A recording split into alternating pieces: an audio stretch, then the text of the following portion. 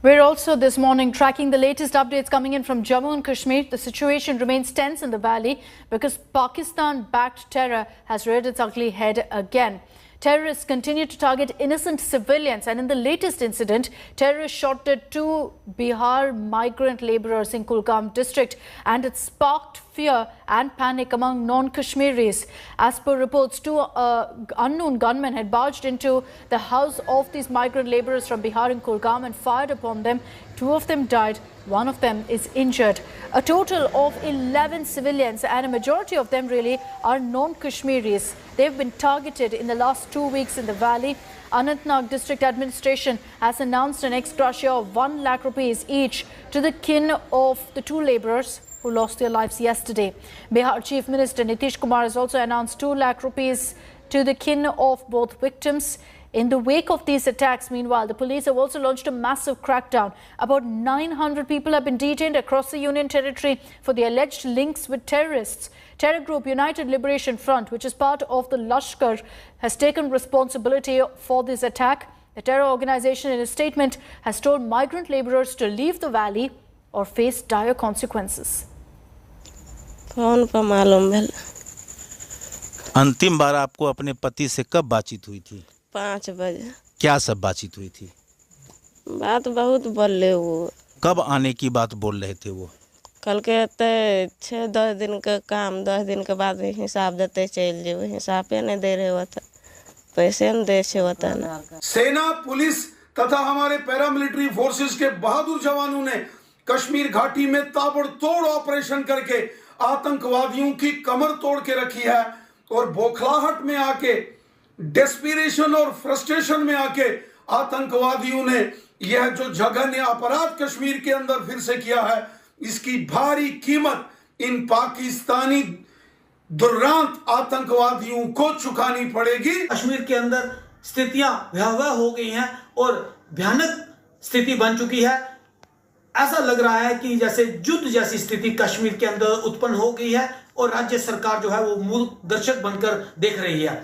राज्य सरकार का पूरी तरह फेल होना, हम सरकार से अपील करते हैं कि सरकार जल्द से जल्द लेफ्टिनेंट गवर्नर सिन्हा साहब को पद मुक्त करे, क्योंकि वो असफल साबित हुए हैं अप्रवासियों की सुरक्षा के लिए। हिंदुओं को वहां से मारकर भगाया जाए, ऐसा मुमकिन नहीं होगा। ये गरीब लोगों की हत्या करना बंद करें और आर्मी हो, पैरामिलिट्री फोर्सेस हो, जम्मू कश्मीर पुलिस हो, उन पे हमें फक्र है।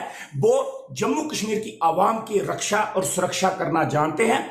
ऑल जम्मू कश्मीर पंचायत कॉन्फ्रेंस की आज के जो 3 लोगों की हत्या हुई है, इसकी कंडेम करती है, मजम्मत करती है, निंदा करती है।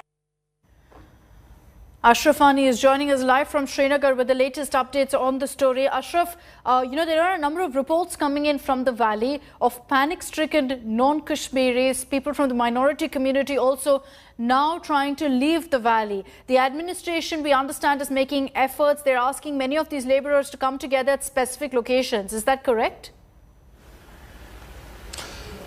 Absolutely, Akshita. Basically, since yesterday evening when these 2 non-local laborers were shot dead in the Kulgam district of South Kashmir, then after that immediately the police came into action. As you said, more than 700 overground workers from different localities of the Kashmir have been already detained. They are being interrogated, questioned about the links of these series of terror attacks across the Kashmir Valley since last 2 weeks, where specifically the non-local laborers and the soft targets are on the radar of the terror groups. Now, what we are seeing, as you said, there is panic among the non-local workers in different parts of the Kashmir. It is a reality that 4 of them have been killed during last 24 hours in the different parts of the Kashmir Valley. We are getting reports from the Sopore, Kupwara, in fact Kulgam and the Anantnag, where the special locations have been earmarked to these laborers. They can gather there where they can feel somehow safe. Meanwhile, the authorities as well as the police is assuring these non-local workers, which are thousands in number across the Kashmir Valley, that their safety and security will be assured by the authorities and the security forces. But how many of them will stick with this assurance by the government, that is yet to be seen. Meanwhile, the Jammu and Kashmir Lieutenant Governor Manoj Sinha is going to brief the media a short while after some time, where he will give the complete chalk-out plan that how they are going to assure the security and safety of these migrant and non-local workers and other minorities in the Kashmir Valley. So we'll keep a close eye on those developments and watch out for the Lieutenant Governor's statement as well. Thanks, Ashraf, for those details. But what we've seen in Kashmir in the last 2 weeks is very worrying. 11 lives have been lost in terror attacks in the last 15 days. And let's break that down for you. The cycle of violence started on October 2nd when you had Majid Ghori being shot at point blank range. This happened in Srinagar.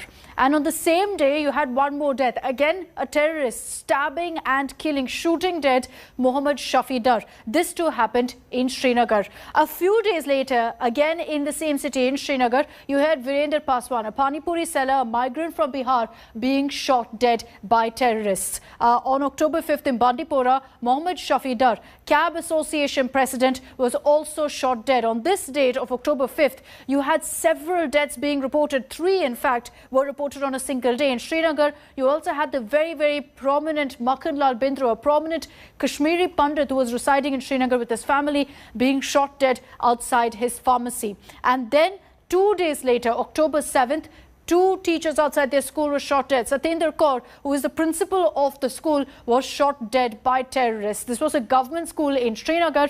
Deepak Chand also, her colleague, a teacher, was shot dead in the school. In front of their peers, they were killed. Now then, after that, a few days later, again in Srinagar, on October 16th, Arvind Kumar Shah, a migrant from Bihar, was shot dead. And so the same day that you also had in Pulwama, Sagir Ahmed, a migrant from Uttar Pradesh, being shot dead. See the pattern here of non-locals, non-Kashmiris being targeted. October 17th, Kulgam district, Raja Rashid Dev, a migrant from UP, was shot dead by terrorists. These terrorists reportedly entered their homes and shot them dead.